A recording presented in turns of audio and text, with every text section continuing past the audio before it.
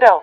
세계 최강 성능을 보유한 다연장 로켓을 개량화시켜 신무기로 개발하는데 성공. 탄도미사일 발사대. 천무에 관한 소식과 한국군의 천무 미사일 전략을 진심으로 두려워하는 일본 네티즌들의 댓글 반응을 번역해봤습니다. 채널명 대고구려제고, 구독과 알림 설정 진심으로 감사드립니다. 코드명 K239로 불리는 다연장 미사일 발사대 천무는 기존 한국군의 구룡 다연장 로켓을 대체하기 위해 개발된 4세대 신무기 다연장 미사일 발사대입니다. 가장 특이한 점은 한국의 최첨단 기술을 모두 동원해 9세대 다연장 로켓을 뛰어넘어 탄도미사일 발사가 가능한 KT-SSM 미사일을 탑재했다는 점이죠. 천무 다연장 미사일은 미국과 러시아제 다연장 로켓 발사대의 성능을 뛰어넘고 최상위권 수준의 세계 최강 화력을 자랑하는 괴물 무기입니다.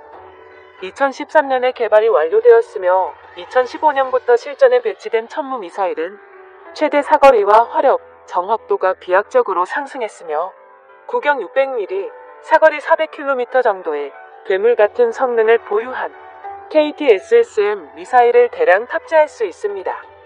천무 미사일은 군단급 정찰 무인기와 더불어 한국 군단의 작전 반경을 획기적으로 늘려준 전술 무기로 평가받고 있죠. 천무 미사일은 TL 발사대 차량과 함께 탄약 체계가 한 묶음으로 구성됩니다. 미사일 발사대로 불리는 TL 차량의 전투 중량은 31톤, 엔진은 450마력, 최대 속도 80km, 항속거리 450km로 신속하게 이동하여 한국의 영원한 주적인 중국과 일본의 대도시를 미사일로 폭격하는 게 가능합니다. 현재 한국군 배치 수량은 367대로 추가 생산이 지속되고 있죠. 천무 발사대 후면 탄 종류에 따른 다양한 확장 잠재성은 미국이 극찬할 정도입니다. 천무의 미사일 발사 체계는 현무 미사일 체계와 가장 흡사하며 운용 체계까지 현무 미사일의 교리를 그대로 따르고 있으며 유일한 차이점은 현무 미사일이 대형급 미사일을 담당, 천무 미사일은 중소형급 미사일을 담당한다는 점에 있습니다. 또한 현무 미사일의 발사대와 다르게 천무 미사일의 발사대에는 여러 가지의 탄종을 사용할 수 있는 게 특징이죠. 전 세계의 다연장 로켓과 비교해봤을 때 천무 미사일은 개발 시기가 가장 최신형이며 한국의 독자적인 기술 발전으로 인하여 성능은 압도적으로 강해졌습니다. 새로운 유압식 구동장치와 디지털 제어 시스템이 적용되어 고각과 방위각이 동시구동에 가능함에 따라서 사격 반응 시간이 93초에서 16초로 어마어마하게 줄어들었죠. 그리고 발사 후 재장전 시간은 160초가량으로 미군의 다연장 로켓의 260초보다 100초 가까이 빨라졌습니다. 천무 미사일은 현무 미사일과 함께 한국형 킬체인 시스템의 중요 타격 체계이며 이를 뒷받침할 지휘, 사격 통제 체계를 갖추는 요구사항이 모두 충족되었습니다. 킬체인 시스템의 가장 중요한 점은 신속함과 정확함이며 신속함이 요구되는 지휘체계, 정확함이 요구되는 사격 통제 체계가 적용되었습니다. 한국형 킬체인 시스템의 지휘 아래 포병대대 전술 사격 지휘 체계로 표적 정보 및 사격 임무 데이터를 송신받고 그 순간 수신된 표적 정보와 사격 명령을 바탕으로 사격 통제 장치 등을 이용해 일본과 중국 등 적군의 위치에 다량의 탄도 미사일을 순식간에 퍼붓는 방식이죠. 천무의 탄약 체계는 다른 국가들의 다연장 로켓과 비교할 때 탄도 미사일을 운용할 수 있다는 것이 가장 큰 장점입니다. 한화테크윈에서 K39 천무 미사일 발사대의 성능을 소개하는 영상에 기존 KT-SSM의 사거리와 파괴력을 대폭 상승시킨 KT-SSM2 미사일까지 공개한 점을 보면 천무 미사일은 또 한 번의 성능 업그레이드로 대한민국의 핵심 신무기로 탄생할 것입니다. 미군이 사용하는 다연장 로켓 MLRS-1은 달리 천무 탑재 차량은 궤도형이 아닌 차륜형 차량이 특징이며 차륜형으로 채택한 이유는 신속한 기동성과 초고 화력을 추구하는 후방부의 요구사항이기 때문이죠. 실제로 새로운 전자, 미래 미사일 체계의 경우 전차와 자주포 같은 기갑 차량과 비교하여 야지 기동 의존도와 요구 무게가 높지 않으며 기술 발전에 따라 작전 운용 능력에서 궤도형과 큰 차이를 나타내지 않는다고 파악되었습니다. 천무 미사일 발사대를 위해 새롭게 개발된 차체는 기존의 현무투 발사대의 플랫폼이나 차륜형 장갑차의 차대의 기술을 활용하였고 구형 차량과 비교해봤을 때 무게 대비 화력을 2배 이상 상승시키는데 성공했습니다.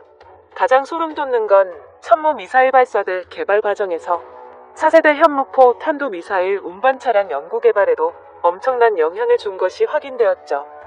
이렇듯 대한민국 자주국방의 한 축을 담당하는 천무 미사일은 강력한 화력과 준수한 사거리도 서일본 지역을 타격할 수 있는 능력을 가지고 있습니다.